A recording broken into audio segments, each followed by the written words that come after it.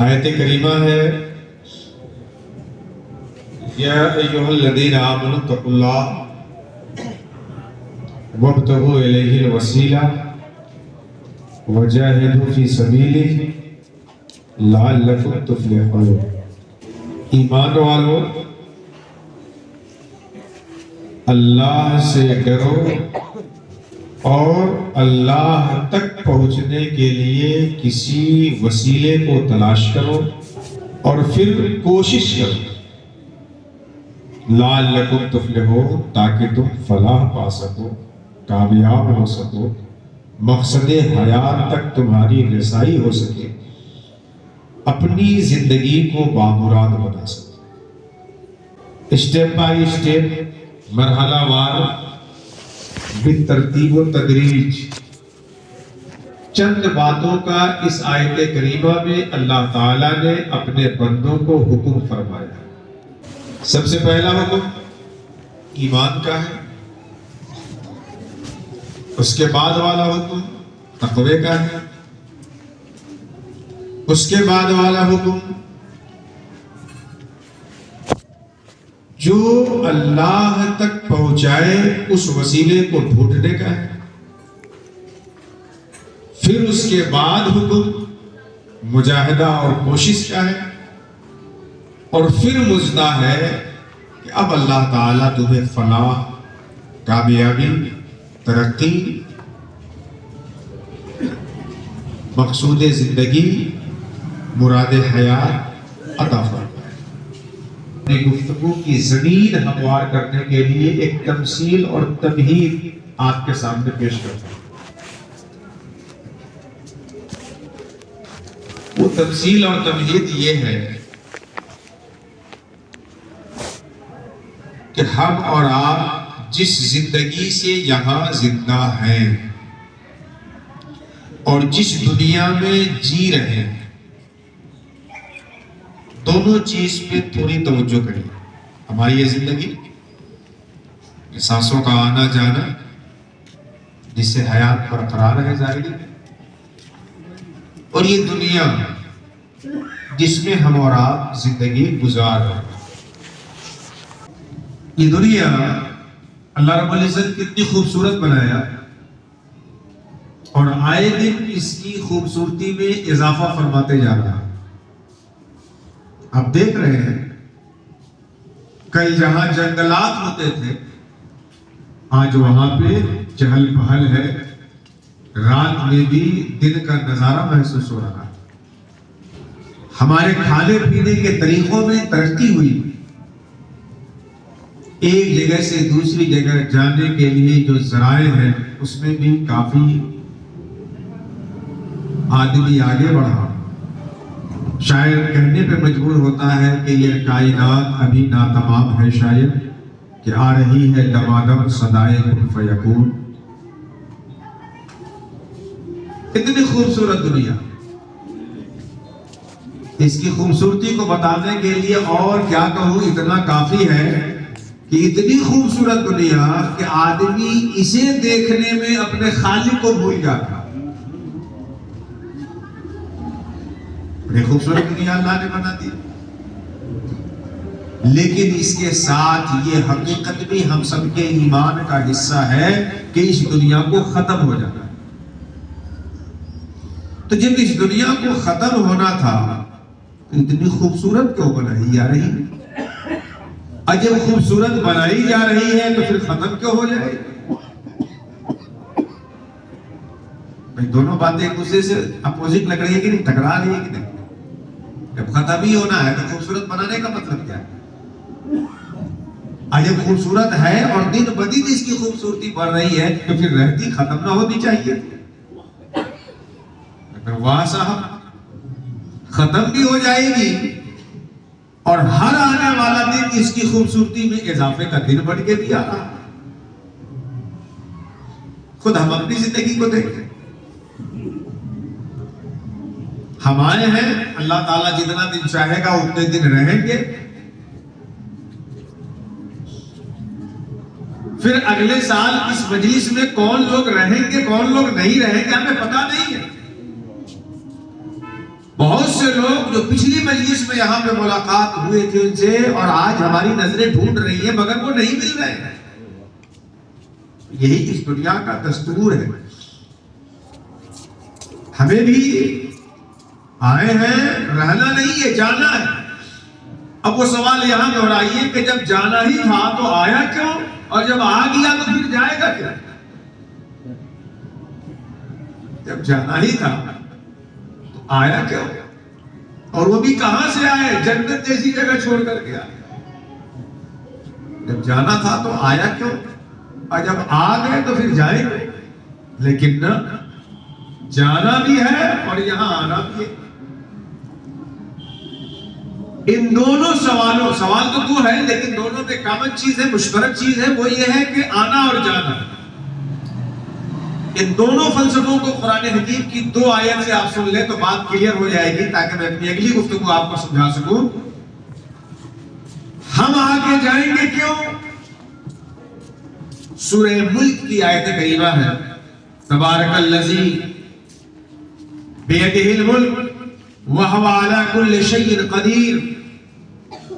और आगे अल्लाह रब्बुल इज्जत फरमाता है, अल्लज़ी खलक़ल मौत वल हयात लियब्लुवकुम अय्युकुम अहसनु अमला।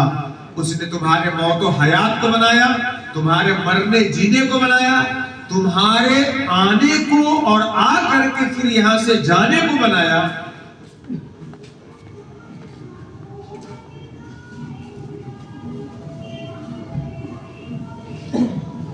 लियब्लुवकुम अय्युकुम अहसनु अमला, ताकि वो तुम्हारा इम्तिहान ले कि तुम में कौन अच्छा काम करता है और कौन इस दुनिया की खूबसूरती में उलझ करके रहे। अगर आप आते ही नहीं इम्तिहान गाह में तो आपका इम्तिहान होता कैसे? और इम्तिहान गाह में जाकर के ही रह जाए तो रिजल्ट देखेगा कौन? भाई एग्जाम हॉल में आदमी 3 घंटे के लिए जाता है, बाज़ एग्जाम तो उससे भी कम टाइम के लिए होते हैं। अब अगर कॉपी लेने वाला एग्जामिनर से कहे कि जब हम आ गए तो जाए क्यों और जाना था तो आए क्यों, तो उसका यही ना जवाब होगा कि आते नहीं तो एग्जाम नहीं होता, और जाना इसलिए है कि रिजल्ट अपने हाथ में ले सकते।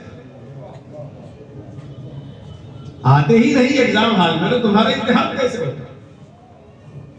जैसे 3 घंटे का एग्जामिनेशन हॉल जब कोई बनता है रूम, तो वहां एग्जाम देने वाला जाता है और फिर दे के वहां से निकलता है। ये दुनिया हमारे लिए एग्जामिनेशन हॉल है, परीक्षा कक्ष है, इम्तिहान की जगह है।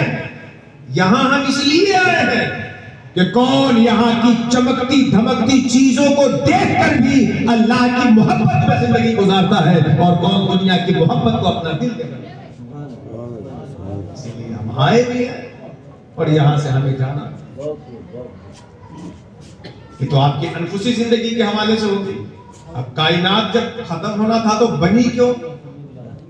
सूरह कहफ की आयत करीमा है, अल्लाह फरमाता है, इन्ना जअलना मा अलल अर्द ज़ीनतन लहा लिनब्लुवहुम अय्युहुम अहसनु अमला। अल्लाह फरमाता है, इन्ना जअलना मा अलल अर्द, इस रूए जमीन पे जितनी भी चीजें हैं हमने उसको जमीन के लिए खूबसूरती का सामान दिया।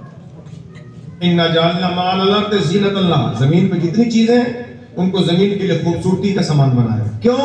लिनब्लुवहुम अय्युहुम अहसनु अमला, ताकि इस जमीन पे जिंदगी गुजारने वाले का हम इम्तिहान ले कि कौन इस खूबसूरत दुनिया में रहकर अल्लाह की बंदगी करता है और कौन अपने तकाज़ों को भूल जाता है। हम लोग जन्नत से हजरत आदम के तवस्सुल से निकाल करके यहां डाले गए। हमें इस दुनियावी जिंदगी में इम्तिहानात के लिए भेजा गया।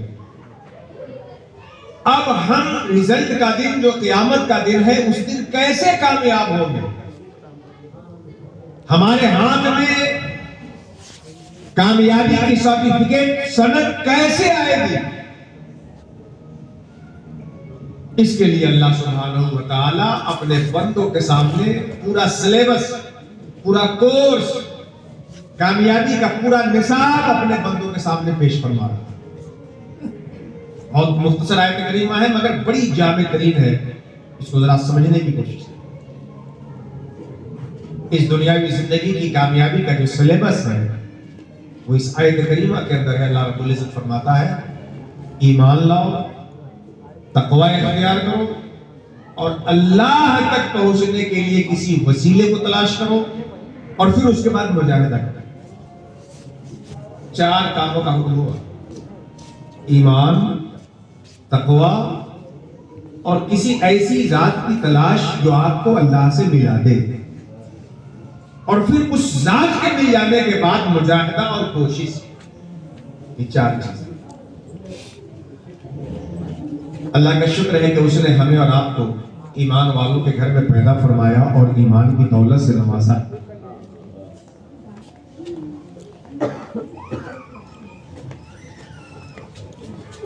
इसलिए ईमान और तक़वे पे गुफ्तगू को मैं छोड़ता हूं, सिर्फ इसके हवाले से 2 लफ्ज आपके सामने रख के आगे बढ़ता हूं।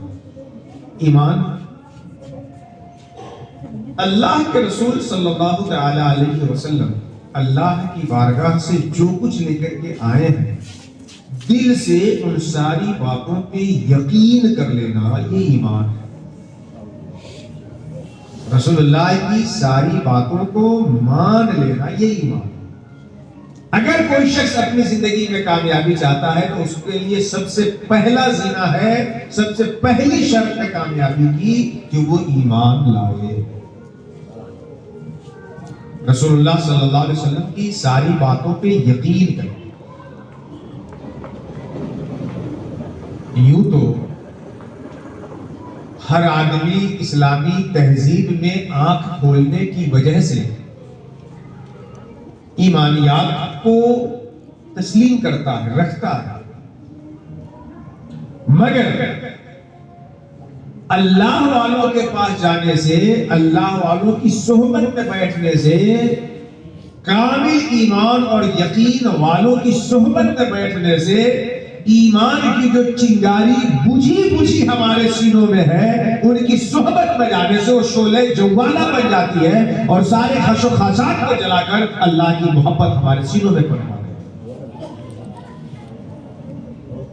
और इस बात में यकीन बड़ी बुनियादी चीज है। अल्लाह की जात और उसकी सिफत पे यकीन, रसूलुल्लाह की रिसालत पे यकीन, अंबिया की नबूवत पे यकीन, फरिश्तों पे और अल्लाह की किताबों पे यकीन, मरने के बाद फिर हमें जिंदा होना है, अपने अमल का हिसाब लेना है, पाना है, इस बात पे यकीन। हमारी जिंदगी के स्याह और सफेद का फैसला अल्लाह के दस्ते तसव्वुफ में है, हमारी तकदीर अल्लाह के हाथ में है, इस बात पे यकीन। ये ईमान की बुनियादी से इन सारी चीजों में यकीन करता है। यकीन का मतलब आपका दिल इस बात पे बिल्कुल मुतमईन हो जाए। जैसे अभी रात के होने पे आपका दिल मुतमईन है कि नहीं? रात अभी है, इसमें जर्रा बराबर शक है? अभी रात है, इसमें जर्रा बराबर शक नहीं। अच्छा, कोई अगर आपको शक दिलाए कि रात होती तो तारीकी फैली हुई होती, यहां तो बिल्कुल रोशनी फैली है, रात कैसे हो जाएगी? तो आप कहेंगे कि होश पे दबा करो, हमें ज्यादा समझाने की कोशिश मत करो। अब देहात में भी लोग लाइट देखने लगे हैं, इस लाइट के जरिए से हमें मत बताओ कि अब दिन हो गया होगा। समझ में आ रही कि नहीं आ रही? अगर कोई शक दिलाए इस रोशनी से, तो आपका यकीन इतना मजबूत है कि इस यकीन से शक दिलाने वाले का शक तो चकनाचूर हो जाएगा, मगर रात है, इस यकीन में कोई जर्रा बराबर शक आपके अंदर नहीं आएगा। ऐसे ही अल्लाह और उसके रसूल की बातों पे इतना यकीन हो जाए कि अवहान के सारे पर्दे चकनाचूर हो जाए, मगर इस यकीन में जर्रा बराबर कोई तसल्लुल नहीं। उठा दे वहम का पर्दा मोइनुद्दीन अजमेरी। ये जो वहम का पर्दा है वो ईमान पे यकीन की कुव्वत से हटे, और ये यकीन की कुव्वत सादिकीन के पास, सालिहीन के पास, अल्लाह वालों के पास है। दूसरी चीज है तकवा। जब अल्लाह के रसूल की बातों पे आपका ईमान हो गया, सच मानते हैं, दिल से यकीन रखते हैं, तो दूसरा स्टेप है तरक्की का तकवा। तकवा ये है कि अल्लाह पाक ने जो काम करने को कहा है, अल्लाह की खुशी के लिए वो काम करिए, और अल्लाह सुब्हानहू व तआला ने जिस काम से मना कर दिया है, अल्लाह के डर की वजह से उस काम को छोड़ दीजिए। यह है पहली चीज ईमान, और दूसरी चीज तकवा। अल्लाह ने जो कहा है वो करिए, और जिसे रोक दिया है उससे रुके। अल्लाह ने नमाज पढ़ने के लिए कहा, ज़कात देने के लिए कहा, साहिब इस्तिताअत अगर कोई है तो हज फर्ज है, रमजान शरीफ का महीना आ रहा है, रोजा फर्ज है। जो काम अल्लाह ने कहा है करने को, उसे अल्लाह की खुशी के लिए करें। नमाज पढ़े अल्लाह की खुशी के लिए, रोजा रखे अल्लाह की खुशी के लिए, हज करें अल्लाह की खुशी के लिए, ज़कात दे अल्लाह की खुशी के लिए। तो ये तकवा।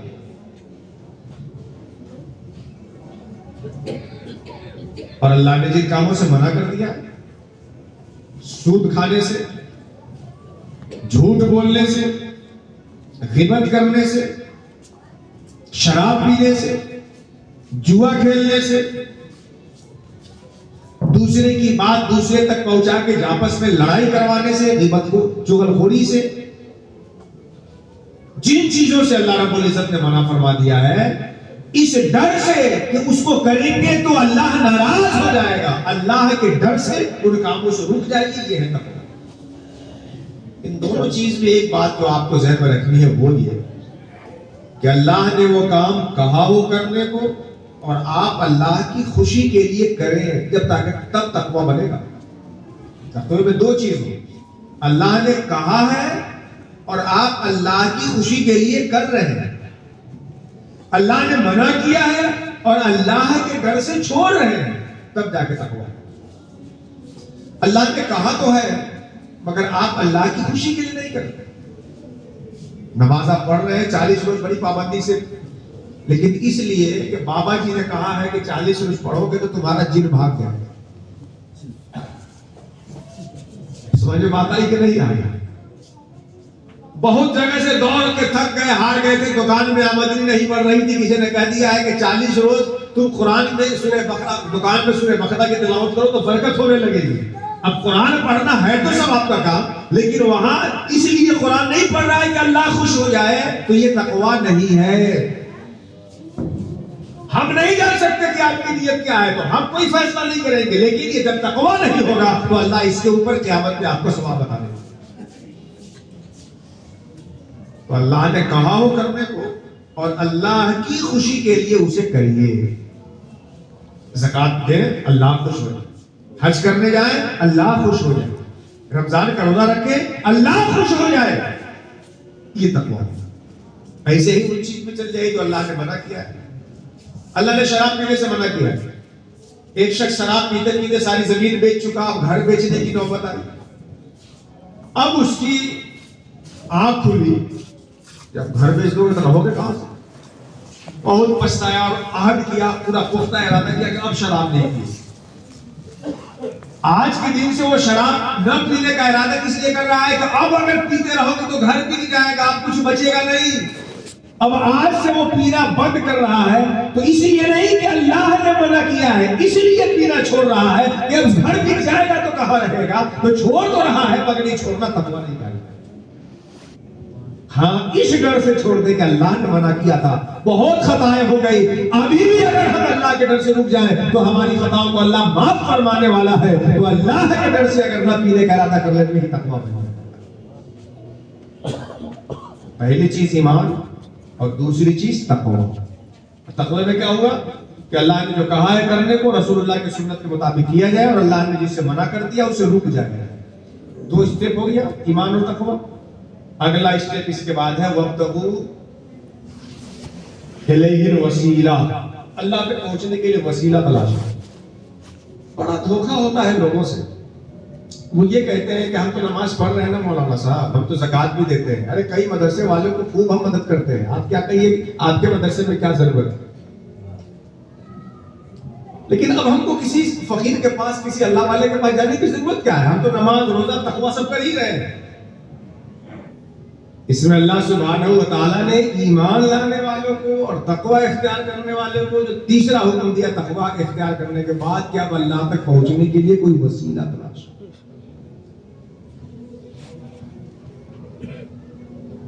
सिर्फ नमाज से और इबादत से अगर पहुंचा जा सकता था तो सबसे ज्यादा नमाज पढ़ के मरदूद भी हुआ गया।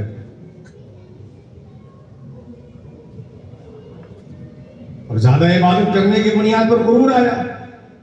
हजरत आदम के सजदा की बात आई, इतना बड़ा मुत्तकी सजदा करे हजरत आदम को। तो तकवा अगर हो और उस तकवे से पैदा होने वाले गुरूर को खाक में मिलाने वाला अगर कोई ना हो तो फिर तकवा के बाद जो दूसरा रास्ता जाता है वो इब्लीस तक नहीं जाता। इसलिए ईमान और तकवा के बाद कोई ऐसी जात ढूंढें जो आपके अंदर से तकवे का जो एक साइड इफेक्ट होता है, तकवे की बुनियाद पर जो गुरूर आता है, उस वायरस को खत्म करके आपका तकवा मुखलिस बना दे ताकि वो तकवा अल्लाह की बारगाह में मकबूल हो जाए और आप अल्लाह वाले बन जाए उसे तवस्सुल से। तकवे के बाद एक तीसरा मरहला जो है वो किसी सादिक की तलाश है, किसी वसीले की तलाश है। अल्लाह के रसूल फरमाते हैं कि क़यामत के दिन जब किसी के लिए किसी का कोई साया ना होगा, अल्लाह ताला 7 किस्म के लोगों को अपनी खास साये रहमत में रखेगा। क़यामत के दिन जिस दिन किसी का कोई साया ना होगा, सब परेशान हाल होंगे, अल्लाह 7 तरह के लोगों को अपनी खास रहमत के साये में रखेगा। उनमें से एक वो शख्स होगा रजुलान तहाब्बा फिल्लाह, ऐसे 2 शख्स जो अल्लाह के लिए एक दूसरे से मोहब्बत करते हो और मिलते हो तो अल्लाह के लिए और वहां से हटते हो तो अल्लाह के लिए। जो अल्लाह के लिए किसी से मोहब्बत की, मशाइख से, सालेहीन से, अपने पीरों से हमारी जो निस्बत मजबूत होती है उसकी सिर्फ और सिर्फ यही वजह है कि हमारा ताल्लुक मशाइख से सिर्फ अल्लाह के लिए होता है। वहां जाते हैं तो अल्लाह के लिए और जब भेजते हैं कहीं तो वहां से हटते हैं तो अल्लाह के लिए। ऐसा 2 शख्स अल्लाह की खास साए रहमत में क़यामत के दिन होगा कि जो दोनों अल्लाह के लिए एक दूसरे से मोहब्बत करने वाले। पीर अपने मुरीद से इसलिए मोहब्बत करता है कि इसे अल्लाह तक पहुंचा दे और मुरीद पीर से इसलिए मोहब्बत करता है कि ये हमें अल्लाह तक ले जाए। पीर मुरीदीन से इसलिए मोहब्बत करते हैं कि इसको अल्लाह तक पहुंचा दे और मुरीदीन की मोहब्बत अपने पीर से इसलिए होती है कि इनकी उम्मीद पकड़ के हम अल्लाह तक पहुंचेंगे। ऐसा 2 शख्स क़यामत के दिन अल्लाह ताला के खास साए रहमत में। बुखारी शरीफ की एक दूसरी हदीस में अल्लाह के रसूल सल्लल्लाहु अलैहि वसल्लम फरमाते हैं कि क़यामत के दिन कुछ लोग ऐसे होंगे जो न नबी होंगे, न सिद्दीक और शहीद होंगे, मगर अल्लाह उन्हें ऐसा अजीम बुलंद रुतबा अता फरमाएगा कि शुहदा और सिद्दीकीन और अंबिया भी उसके मर्तबे पे रश करेंगे। कितना अजीम रुतबा अल्लाह ने इसे दिया। इसका ये मतलब नहीं कि उसका रुतबा अंबिया के रुतबे से ज्यादा होगा, नहीं, अंबिया का रुतबा तो उससे बुलंद होगा लेकिन वो रश करेंगे। वाह, क्या अल्लाह ने इसे रुतबा अता फरमाया। क़यामत के दिन कुछ लोग ऐसे होंगे जो ना नबी होंगे, न सिद्दीक, न शोदा, मगर अल्लाह उन्हें ऐसा रुतबा अता फरमाएगा जिसमें दूसरे लोग रश करेंगे।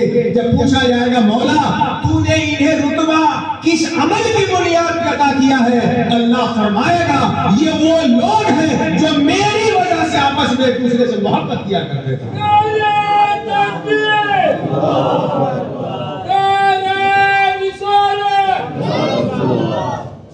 ये वो लोग हैं जो सिर्फ मेरी वजह से आपस में एक दूसरे से मोहब्बत किया करते थे। हमारी इस मजलिस में गोवा जैसी दूर मुसाफिर रखने वाले मकामात से आने वाले लोग मौजूद हैं जो हुजूर दाई इस्लाम की सोहबत में आते हैं। बहुत अलग अलग मौके से लोग आने वाले मौजूद हैं। कोई मकसद आने का नहीं है कि यहाँ से आने के बाद उनकी कोई दुनिया बनाई जाए या उनको दुनिया संवार दिया जाए। सिर्फ ये मकसद होता है कि उस मर्द खुदा की एक एक बात हमारे दिलों में ईमान की शमा जलाने वाली होती है और वहां बैठने से अल्लाह की मोहब्बत पैदा हो जाती है। सुभान अल्लाह, सुभान अल्लाह, क्या बात। आप अपनी जिंदगी में किसी ऐसे को ढूंढें कि जब उसका चेहरा देख ले तो दुनिया भूल जाए, अल्लाह की मोहब्बत मौजे में। अपनी जिंदगी में कोई एक ऐसा को ढूंढे कि जब घर से उसकी तरफ निकलने का इरादा कर ले तो दिल अल्लाह अल्लाह बोले और गुनाहों पे तौबा करना शुरू करे। अपनी जिंदगी में कोई एक ऐसी जात जरूर ढूंढे कि जब घर से वहां का इरादा कीजिए तो दिल की घंटी बजने लगे और तमाम गुनाहों से तौबा का दरवाजा खुल जाए। अपनी जिंदगी में एक ऐसी जात जरूर मुंतखब कीजिए। लेकिन जब ये सुनेंगे तो लोग कहेंगे ओ मौलाना साहब, अरे आप ये कैसी बात कर रहे हैं? अब भी कोई अल्लाह वाला है रूए जमीन में जिसको ढूंढा जाए? ये कहेंगे हम, कहेंगे मौलाना साहब आप किस दुनिया की बात कर रहे हैं? लग रहा है कि इमाम गजाली के आए लोग पढ़ के आ गए हैं और लोगों की जिंदगी आपने नहीं देखी है।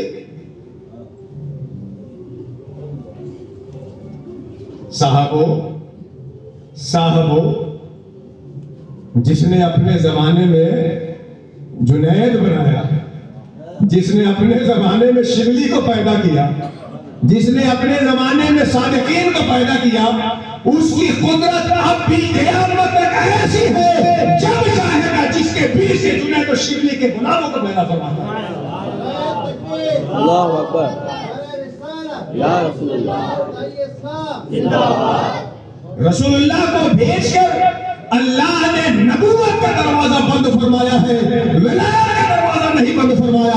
मुस्तफा तो इसीलिए आए थे कि जो उनकी जिंदगी में अपनी जिंदगी को अपनी जिंदगी में उतार लेगा, अल्लाह उन्हें रसूलुल्लाह का गुलाम बना के अपना सरकार तो इसीलिए। कौन है अल्लाह वाला? कहते हैं कि एक अल्लाह वाला थे जो 100 साल पहले इंतकाल कर गए, उसके बाद कोई अभी तक आया नहीं। फला एक अल्लाह वाले थे जो फला सन में इंतकाल कर गए, अब कहां कोई अल्लाह वाला है?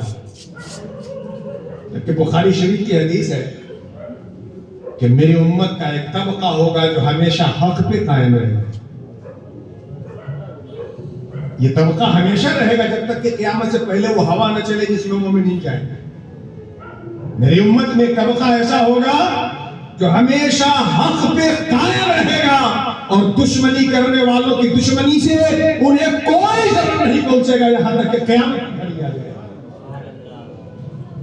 और उन्हीं के सदके में अल्लाह आसमान से पानी उतारता, इन्हीं नेकों के सदके में अल्लाह जमीन से पौधों को निकालता, इन्हीं नेकों के सदके में अल्लाह हम जैसे गुनाहगारों को रिज़्क़ फराहम किया करता है। अब अल्लाह वाले होंगे तो उनकी निशानी क्या है? यहां भी हम लोग जितने मुंह उतनी बात। अल्लाह वाले की निशानी क्या है? कुछ लोग समझते हैं कि हरा कुर्ता पीला पैजामा और 10 उंगली में अंगूठी पहन लिया तो अब हम ही अल्लाह वाले बन गए। और आप भी जब ढूंढने जाते हैं तो पहले लिबास ही देखते हैं, उसके बाद कुछ और देखते हैं। पांच लोग मिलते वक्त इतना कस के उंगली दबाते हैं कि आदमी को तकलीफ होती है। मैंने पूछा भाई क्यों इतना कस के दबाते हैं? मैंने सोचा है कि जो अल्लाह वाले होते हैं उनका हाथ बड़ा नरम होता है, जितना दबाएंगे वो दबता चला जाता है, इसलिए सोचते हैं कि देखे कौन अल्लाह वाला आया होगा। साहब, उंगली दबाने से आप अल्लाह वाले को जानेंगे। कुछ लोग देखते हैं कि किसके फॉलोवर कितने हैं, किसके पीछे गाड़ियां चलती है तो 2-4-10 आगे 2-4-10 पीछे, वो अल्लाह वाला हो। आपको कैसे पता चलेगा कि कौन अल्लाह वाला है, कौन अल्लाह वाला नहीं है? कुरानी इस्तिदलाल की रोशनी में जिसकी सोहबत में बैठने से दिल अल्लाह अल्लाह बोलने लगे, वो अल्लाह वाला है। क्या बात है, सुभान अल्लाह, सुभान अल्लाह। जिसकी सोहबत में जब आप बैठिए तो दुनिया की मोहब्बत में जला भुना ये दिल अल्लाह की मोहब्बत में तड़पने लगे, समझ लीजिए कि वो अल्लाह। जिसकी सोहबत में जब आप बैठे तो ये दिल अल्लाह अल्लाह करने लगे, समझ लीजिए कि वो अल्लाह वाला है।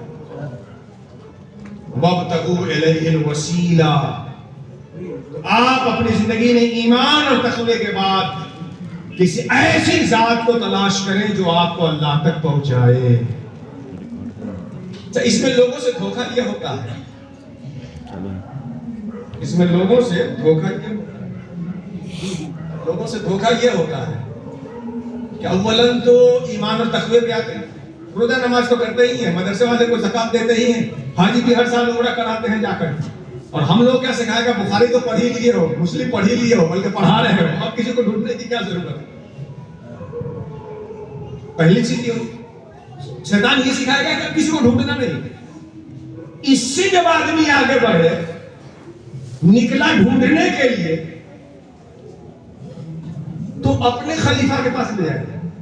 बहुत गौर से सुनिए, और ये मैं अपनी हवाई फायरिंग नहीं कर रहा हूं, हम लोग जिस सिलसिले से जुड़े हुए हैं उस सिलसिले की दरसी किताब है तसव्वुफ की रिसाले मक्किया, उसमें बड़ी तफसील के साथ ये सारी बातें बयान की गई, जिसका खुलासा मैं आपके सामने रख रहा हूं।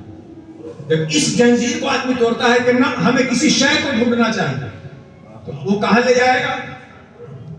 वही दुनियादारों के पास ले जाएगा, जहां बड़ा बड़ा बोर्ड लगा हुआ हो, बड़े बड़े लोग लगे हुए हो। अच्छा, उसके बाद अगर सही शेख तक रसाई हो गई, सही शेख तक, सही अल्लाह वाले तक, अब मालूम है शैतान क्या करता है? ये बड़ा खतरनाक हरबा होता है जो मैं अपने प्रिय भाइयों के लिए अर्ज करता हूं। जब सही शेख तक आप पहुंच जाएंगे अल्लाह वाले तक, तो फिर उनकी बशरियत दिखाएगा।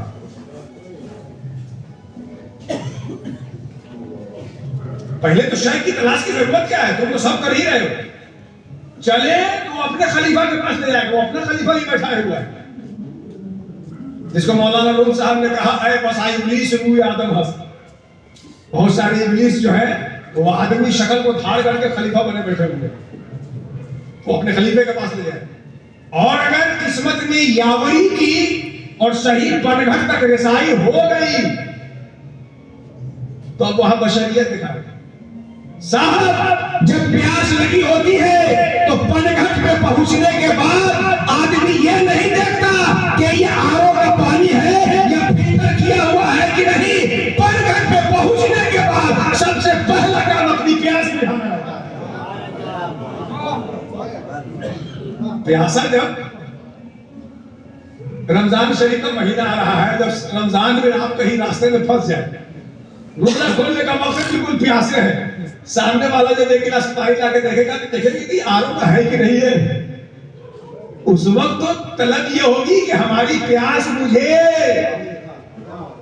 जब किसी ऐसे शेख से मुलाकात हो जाए जहां दिल अल्लाह की तरफ मायल हो, तो बशरियत में ही देखना है, उनके पास रुक करके अपने आप को अल्लाह का मुकर्रब बनना है।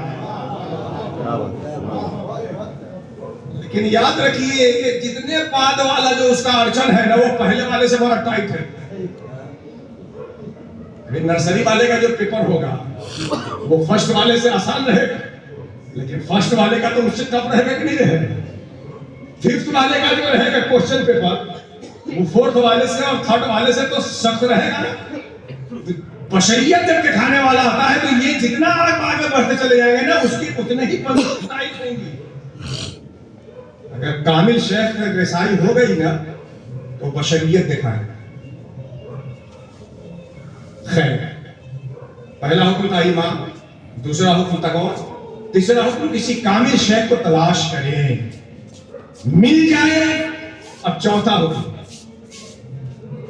कामिल शेख मिल गए, सुन्नत के मुताबिक हमने अपने आप को उनके हवाले कर दिए, बेच दिए।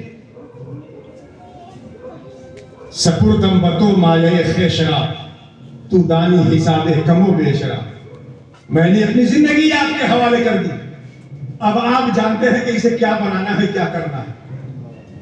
इसके बाद जब कामिल शेख मिल गए, तब चौथा हुक्म अल्लाह का क्या है, वजाहिदू फी सबीलिही। अब जब वसीला पा गए तो अब उस पे पकड़ के अल्लाह तक चलने की कोशिश करो। जैसे आप छत पे चढ़ना चाहते हैं तो जीना चाहिए ना, जीना चाहिए कि नहीं? तो हम जीना के पास चले जाएं और उसी पे बैठे रहे, खूब चूमे जीना को, रात दिन चूमते रहे, लेकिन उस पे चढ़ करके कोशिश करके छत पे न जाए। जब कामिल शेख मिल गए आपको, तो चौथा हुक्म आपके लिए आता है कि जाहिदू फी सबीलिही। अब कोशिश करो और अल्लाह तक पहुंचने की कोशिश करो। ये कोशिश क्या है कि साल में 2 महीना 6 महीना पे मिल गए तो 1500 देके हाथ चूम लिया और जिंदगी भर नफ्स की पैरवी करते रहे। नहीं, अपनी जिंदगी उसके हवाले कर देनी है। जाहिदू फी सबीलिही।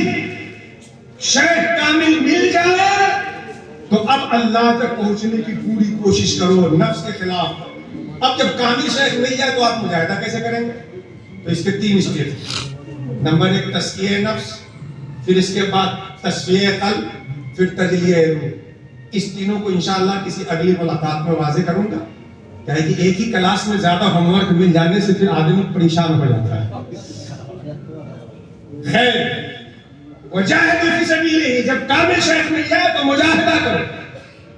आप इतना ये समझ लीजिए कि जब कामिल शेख मिल जाए तो जो कहे वो करो, जिससे रोक दे उससे रुक जाओ। नारे तकबीर, अल्लाहु अकबर, नारे तकबीर, अल्लाहु अकबर, नारे रिसालत, या रसूलल्लाह। नर नारी गवारी कहे जो कहे, मैं निजाम से नैना लड़ा रहे। अब जिसे जो कहना है कहता रहे, मैंने शेख कर लिया है। मुजाहिद कोशिश करिए अल्लाह तक पहुंचने की। उसके बाद अल्लाह फरमाता है लअल्लकुम तुफलिहून। अब उम्मीद है कि फलाह पा जाओ। अब उम्मीद है कि वो अपने दरवाजे को तुम्हारे लिए खोल करके आपको अपनी बारगाह में मुकर्रम बना ले। हम लोग क्या करते हैं? शादी किया ही नहीं, बीवी से वजीफे जौजियत किया ही नहीं, हजरत दुआ कीजिए अल्लाह तक पहुंचे, हजरत दुआ कीजिए अल्लाह तक पहुंचे। दुआ कराइए, लेकिन पहले ईमान है, तकवा है, साबिकीन को तलाश करना है, फिर नफ्स पे लात मारते हुए मुजाहिदा करना है। अब दुआ कीजिए, अल्लाह ताला दुआओं को कबूल करके अपना बना देगा। क्या बात। हम लोग सारे अस्बाब छोड़कर सिर्फ दुआ पे तकिया करते हैं। दुआ तो चाहिए ही, मगर सब कुछ करते हुए दुआ चाहिए। मौलाए करीम, मैंने ये सारी बातें की तो खूब जानता है मेरा हाल क्या है। इन लोगों के सुनने के सदक़े और इनमें जो अमल करें उनके सदक़े में मुझे भी अमल की भीख अता फरमा। पंदहा दादे मुहासिब शुद्ध फरा वमा अलैना या अखी इल्लल बलाग। अस्सलामु अलैकुम। वालेकुम अस्सलाम।